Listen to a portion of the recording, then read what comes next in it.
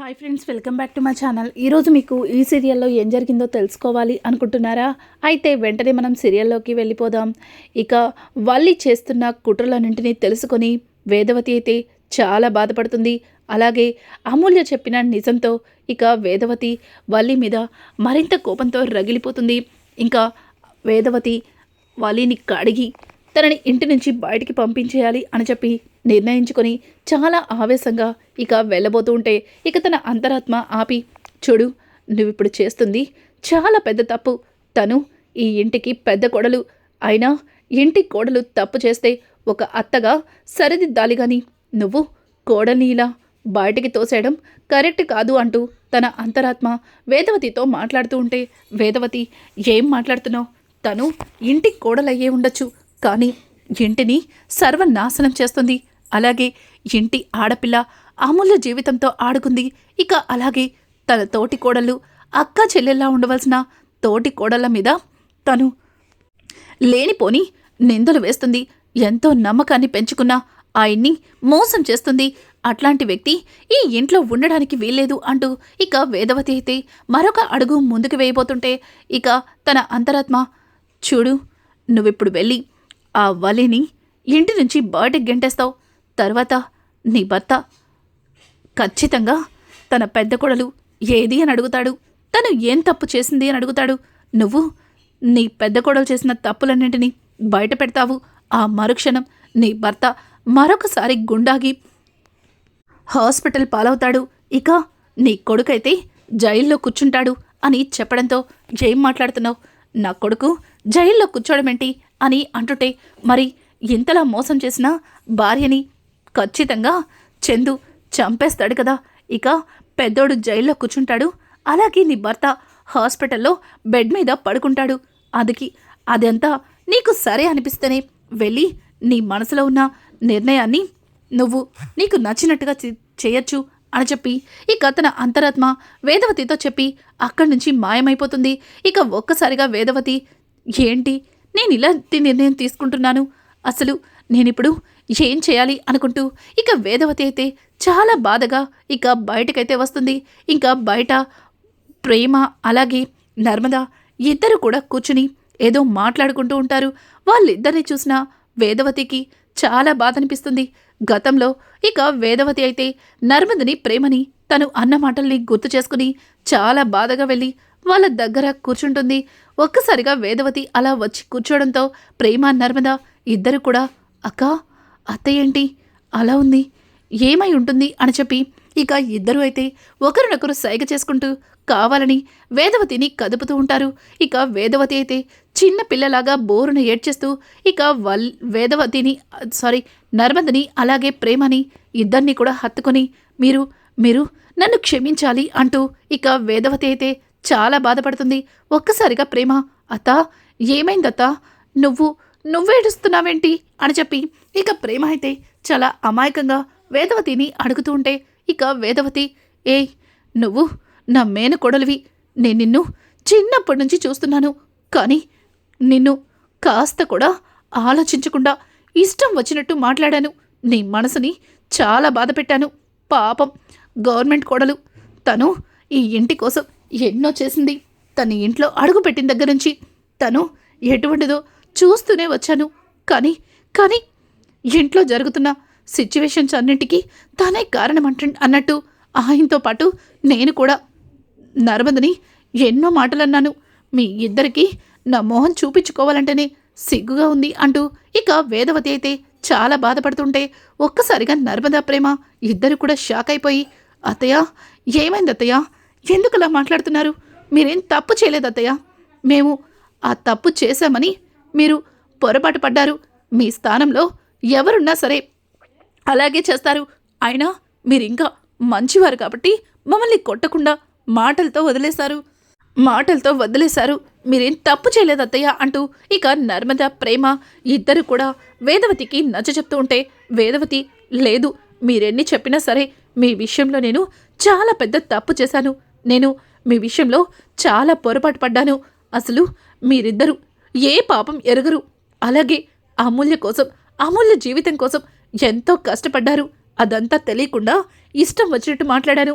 తప్పు చేసింది ఒకరైతే ఒకరు శిక్షను అనుభవిస్తున్నారు అని చెప్పి ఇక వేదవతి అయితే వాళ్ళిద్దరిని దగ్గరికి తీసుకుంటే ఇక నర్మద అత్తయ్య ఏం మాట్లాడుతున్నారు అంటే మేం తప్పు చేయలేదని మీరు నమ్ముతున్నారు కదా అని అంటుంటే ఇక వేదవతి అవును మీరు ఏ తప్పు చేయలేదు తప్పు చేసిన వాళ్ళు ఈ ఇంట్లో దర్జాగా తిరుగుతున్నారు అని అంటుంటే ఒక్కసారిగా ప్రేమ అత్తయ్య అంటే తప్పు చేసిందెవరో మీకు తెలిసిపోయిందా అని అంటుంటే తెలిసిందే అంత తెలిసింది ఆ వల్లి వెనకుండి మీ ఇద్దరిని కావాలని ఆయన ముందు తప్పుగా చూపిస్తుంది ఇక నుంచి ఆ వల్లి భరతం పడతాను అని అంటుంటే ఒక్కసారిగా ప్రేమ షాక్ అయిపోతుంది అత్తయ్య మీరు చెప్తుంది నిజమా నిజంగానే ఆ వల్లి ఈ తప్పులని చేసిందని మీరు నమ్ముతున్నారు కదా అని అంటుంటే ఇక వేదవతి సై తింగర్దన నమ్మడం ఏంటే తప్పులని చేసింది అదే అని దాన్ని అడుగుతూ చెప్తుంటే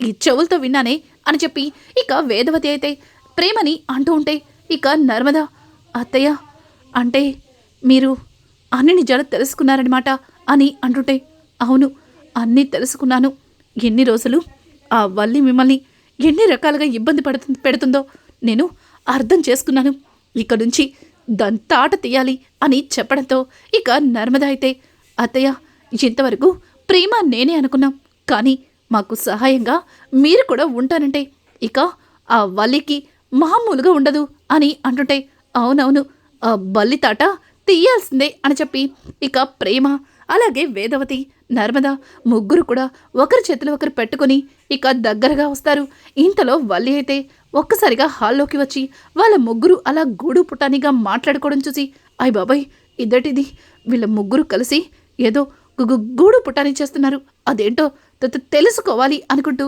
ఇక వల్లి అయితే వాళ్ళ దగ్గరికి వెళ్తూ ఉంటుంది ఒక్కసారిగా వల్లి రావడం గమనించిన నర్మద అత్తయ్య అని చెప్పి కళ్ళతో సైగ చేస్తుంది ఇక ముగ్గురు కూడా దూరంగా ఉండి ఏయ్ ఏంటే ఉదయం నుంచి మీ ఇద్దరికి ఏం చెప్పినా సరే చెయ్యట్లేదు అసలు మిమ్మల్ని కాదే నన్ను నేను అనుకోవాలి చూడండి నా పెద్ద కోళ్ళు అంటూ వలి ఇలా రా అంటూ ఇక వల్లిని పిలుస్తుంది ఒక్కసారిగా వల్లి నర్మద ప్రేమలని తిట్టేసరికి తెగ రెచ్చిపోతూ ఇక వేదవతి దగ్గరికి వెళ్తుంది వేదవతి అయితే ఏయ్ నువ్వు కూడా అబ్బబ్బా వీళ్ళు చేస్తున్న పనులకి ఉదయం నుంచి తల పగిలిపోతుంది ఏయ్ వెళ్ళి కాఫీ తీసుకురావే అని చెప్పడంతో ఇక వల్లి అయితే తెస్తున్నాను అత్తయ్య తెస్తున్నాను అంటూ ఇక హడావుడిగా లోపలికైతే పరుగులు తీస్తుంది ఇక వల్లి అయ్ బాబాయ్ అత్తయ్య గారికి వాళ్ళిద్దరి మీద చెప్పలేనంత కోపం వచ్చేసింది ఇప్పుడు అత్తయ్య గారికి నేను దగ్గరైపోవాలి వాళ్ళిద్దరిని అత్తయ్య గారి నుంచి దూరం చేయాలి అంటూ ఇక వల్లి అయితే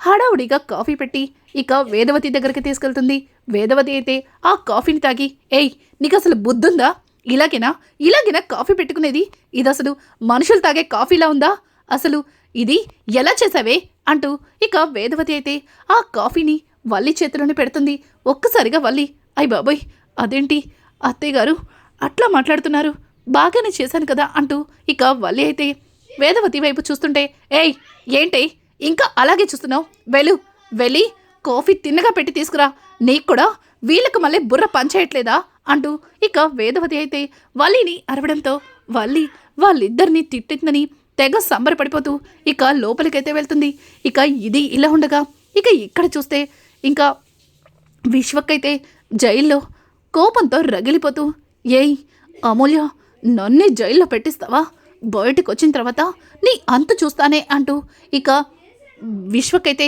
కోపంతో రగిలిపోతాడు ఇక ఇక్కడ చూస్తే జైల్లో బెయిల్ ఇవ్వరు అని చెప్పిన తర్వాత భద్రావతి అలాగే సేనాపతి ఇద్దరు కూడా కోపంతో రగిలిపోతూ ఇంటికైతే వస్తారు ఇక ఇంటికి వచ్చిన వాళ్ళని చూసిన రేవతి వదినా వచ్చారా విశ్వ ఎక్కడా అంటూ ఇక కారు వైపు చూస్తుంది ఇంకా సేనాపతి అయితే విశ్వకు రాలేదు అని ఇక చెప్పడంతో ఒక్కసారిగా రేవతి అదేంటండి అలా మాట్లాడుతున్నారు విశ్వక్ రాకపోవడమేంటి మీరు విశ్వక్ని తీసుకొస్తాననే కదా వెళ్ళారు మరి విశ్వక్ని తీసుకురాకుండా వచ్చారేంటి ఎక్కడండి వాడు అని చెప్పి ఇక రేవతి అడుగుతూ ఉంటే భద్రావతి చూడు రేవతి విశ్వక్ వస్తాడు వాణ్ణి తీసుకొచ్చే బాధ్యత నాది ఆయన ఎందుకిలా గొడవ చేస్తున్నావు అని అంటుంటే అసలు వాడు జైలుకి వెళ్ళడానికి కారణమే మీరు కదా అండి అయినా వాణ్ణి పద్ధతిగా ఉండమని చెప్పకుండా పగలు ప్రతీకారాలు అంటూ వాడికి ఏవేవో నూరిపోసి చివరికి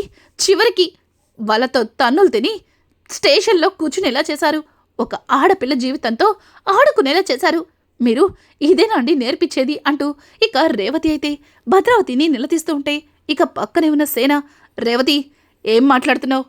అక్కని నిలదీస్తున్నావా అని అంటుంటే, ఏంటండి మీరు కూడా ఆవిడ్ని వెనకేసుకొస్తున్నారు? ఈరోజు మన కొడుకు జైల్లో కూర్చున్నాడండి.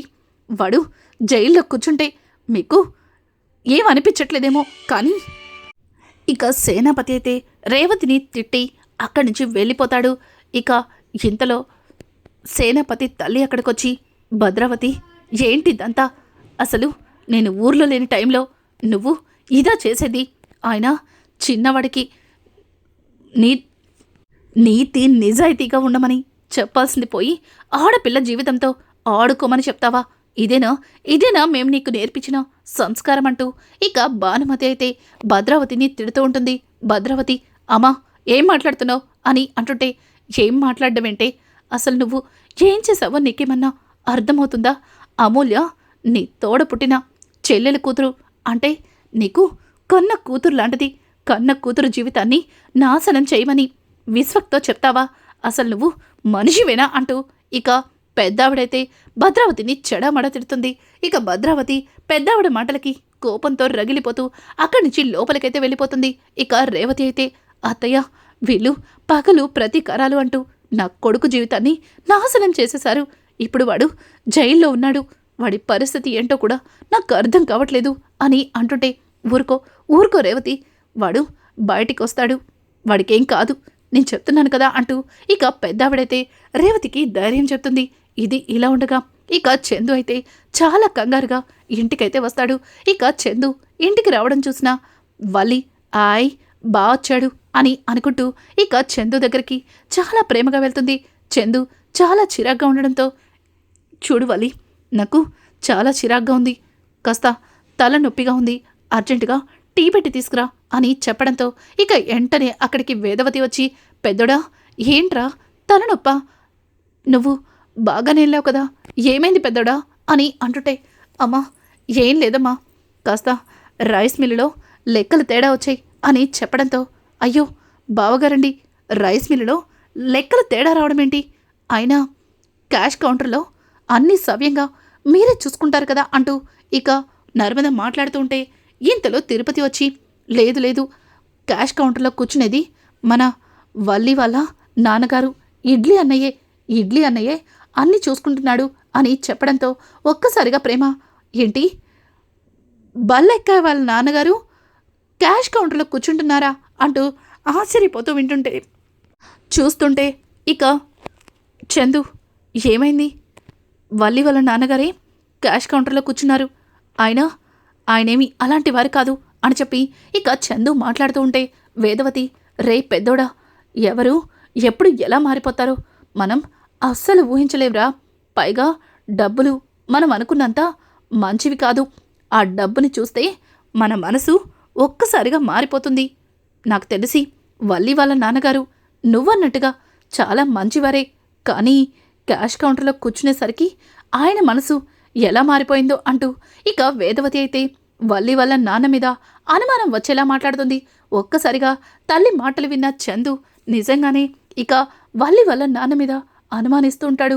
ఇక ఇంతలో వల్లి అయితే అక్కడికి వచ్చి, టీ అని చెప్పి ఇక చందుకి టీ పెట్టడంతో చందు ఆ టీని తాగి, ఏయ్ టీ ఎలా చేయాలో నీకు తెలీదా అంటూ చందు కూడా కోపంగా వల్లిని మీద అరిచి అక్కడి నుంచి వెళ్ళిపోతాడు. ఒక్కసారిగా వల్లి, అసలు ఏమైంది? ఈరోజు అందరూ కూడా నన్ను వరసెట్టి రేవెట్టేస్తున్నారు. ముందు అత్తయ్య గారు, ఇప్పుడు అయినా నేను టీ బాగానే చేశాను కదా అంటూ ఇక వల్లి ఆ టీని తాగేసరికి ఒక్కసారిగా నోరు కాలిపోయి అబ్బా అంటూ గట్టిగా అరుస్తుంది.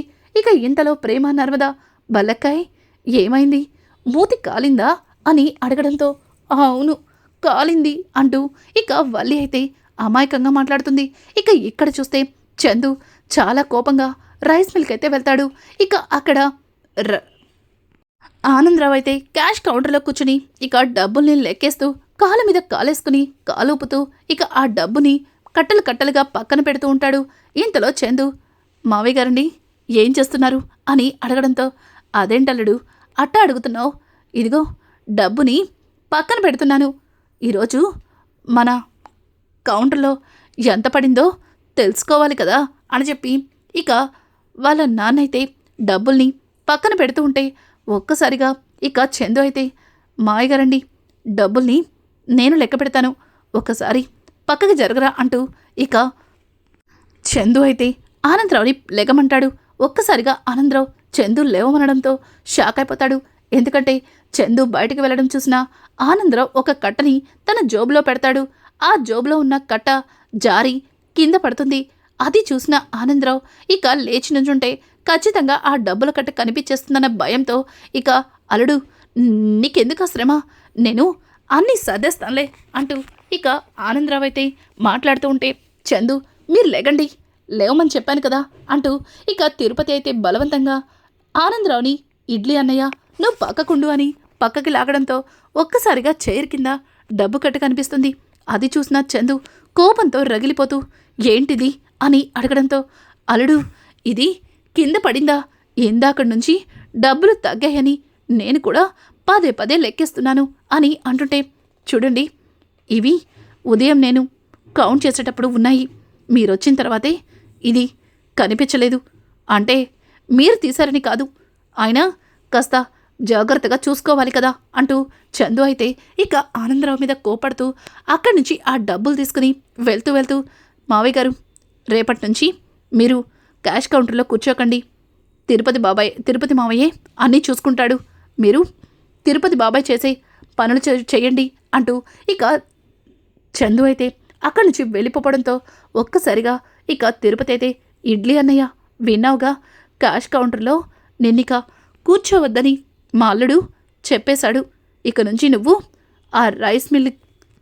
మిల్లులో ఎవరికి ఎంత స్టాక్ వెళ్తుందో అంత దగ్గరుండి చూసుకోవాలి, ఒక్కొక్కసారి రైస్ బ్యాగ్స్ ఎత్తటానికి మనుషులు రాకపోతే అవి మనమే ఎత్తి లారీలో లోడ్ చేయాలి అని చెప్పి ఇక తిరుపతి అయితే ఆనందరావుతో చెప్పడంతో, ఆనందరావు సరే తమ్ముడు, ఏదైనా చేసేస్తాడు ఈ ఆనందరావు అనుకుంటూ ఇక ఆనందరావు అయితే వాళ్ళ వైపు కోపంగా చూస్తూ ఏం చెయ్యలేక అక్కడి నుంచి వెళ్ళిపోతాడు. ఇక ఇదిలా ఉండగా వల్లికి ఇక వేదవతి అయితే రకరకాలుగా టార్చర్ చేస్తూ ఉంటుంది. అయ్ బాబాయ్, ఈవిడ నా మీద ప్రేమ చూపించడమేమో కానీ తెగ టార్చర్ చేస్తుంది, ఇప్పుడు మళ్ళీ వచ్చి నన్ను ఏమంటుందో ఏంటో అంటూ ఇక వేదవతిని చూసి వల్లి భయపడుతూ ఉంటుంది. ఇక ఇదిలా ఉండగా ప్రేమ నర్మద ఇద్దరు కూడా కిచెన్లోకి రావడంతో వేదవతి, ఏయ్ మీ ఇద్దరు ఎందుకొచ్చారు, మీ ఇద్దరిని చూస్తుంటేనే నాకు ఒళ్ళు మండిపోతుందని చెప్పాను కదా, ఇంకొకసారి మీరిద్దరూ కిచెన్లో అడుగు పెట్టారంటే కాళ్ళు రెండు విరక్కొడతాను, మీకేదైనా కావాలి అంటే అక్కడ కూర్చుని పిలిచి అడగండి, మీ మోహాన కొడతాను అంటూ ఇక వేదవతి అయితే కావాలని ప్రేమ నర్మద మీద విసుక్కుంటుంటే ఇక వల్లి అయితే తెగ సంబరపడిపోతుంది. ఇక ప్రేమ నర్మద ఇద్దరు కూడా, అత్తయ్యగారు బాగా ఆకలిగా ఉంది, నాకేమో బిర్యానీ తినాలనిపిస్తుంది, ప్రేమకేమో మటన్ కర్రీ కావాలంట, మేము ఆ రెండు చేసుకుందామని అని అంటుంటే, ఏయ్ చూడండి, ఆ రెండు చేయడానికి నా పెద్ద కొడలు బల్లి ఉంది, మీరు కిచెన్లోకి అడుగు పెడితే ఊరుకునేదలేదు, వెళ్ళి అక్కడ కూర్చోండి, అమ్మా బలి అని అంటుంటే, అత్తయ్యగారు అని అంటుంటే, అదే వలి చెప్పారుగా, వాళ్ళిద్దరికీ కావాల్సినవి చేసేసి వాళ్ళ మోహాన కొట్టు, వాళ్ళు మాత్రం కిచెన్లోకి రావడానికి వీల్లేదు అని చెప్పి ఇక వేదవతి అయితే వల్లితో చెప్పడంతో వల్లి తను నర్మదని ప్రేమని తిట్టిందన్న సంగతి మైండ్లో పెట్టుకుని తెగ సంబరపడిపోతూ వాళ్ళిద్దరికీ కావాల్సింది ఇక గబగబా రెడీ చేస్తూ, అయ్ బాబోయ్ ఇదేంటిది, వాళ్ళిద్దరినీ అత్తయ్యగారు తిట్టారని సంబరపడిపోతున్నాను కానీ వాళ్ళిద్దరికీ కావలసినవన్నీ చేసి తీసుకెళ్ళి వాళ్ళిద్దరికీ పెడుతున్నాను, వాళ్ళేమో మహారాణులా కూర్చుని తింటున్నారు, నేను వీళ్ళ కింద పనిచేసే బానిసలా ఉన్నానా అని చెప్పి ఇక వల్లి అయితే తన మనసులో అనుకుంటూ ఉంటుంది. ఇక ఇంతలో రామరాజు అయితే ఇంటికైతే వస్తాడు. ఒక్కసారిగా రామరాజును చూసిన వల్లి, అయ్ బాబాయ్ మావయ్య గారు వచ్చేసారు, మావయ్య గారి ముందు కూడా మార్కులు కొట్టేయాలి అంటూ ఇక వల్లి అయితే గ్లాస్తో వాటర్ తీసుకెళ్తూ ఉంటే కావాలని ప్రేమ వల్లి కాళ్ళు అడ్డం పెడుతుంది. ఒక్కసారిగా వల్లి చేతిలో ఉన్న గ్లాస్ని ముందుకి పడేసి ఇక రామరాజు చొక్కా మీద నీళ్లు పడేలా చేస్తుంది. ఇంకా వేదవతి అయితే, ఏయ్ చూసుకోవద్దా, అసలు నడవడం కూడా నీకు చేత కదా అని చెప్పి ఇక వల్లి మీద అరిచి, అయ్యయ్యో అమ్మ ప్రేమ, మీ మావయ్య గారు చొక్కా మొత్తం తడిచిపోయింది, వెళ్ళి టవల్ తీసుకురా. అమ్మ నర్మదా, మీ మావయ్య గారి షర్ట్ని ఐరన్ చేసి తీసుకురా అంటూ ఇక వాళ్ళిద్దరికీ కూడా రామరాజు పనిని అప్పగించడంతో ఒక్కసారిగా వల్లికి దిమ్మ తిరిగిపోతుంది. ఇదేంటి, మావయ్య గారి పనులన్నీ చేయాల్సింది నేను కదా, నన్నేమో తిట్టి చీవాట్లు పెట్టి వాళ్ళిద్దరికీ మావయ్య గారిని దగ్గర చేస్తుంది అత్తయ్య అంటూ ఇక వేదవతి వైపు వల్లి కోపంగా చూస్తుంది. ఇక వేదవతి, ఏంటి అలా చూస్తున్నావు, కిచెన్లో పని చూసుకో అంటూ ఇక వేదవతి అయితే వల్లిని ముప్పు తిప్పలు పెట్టి 3 చెరువులు నీళ్ళు తాగిస్తుంది. రానున్న ఎపిసోడ్స్ అయితే మరింత ఇంట్రెస్టింగ్గా మారిపోతున్నాయి.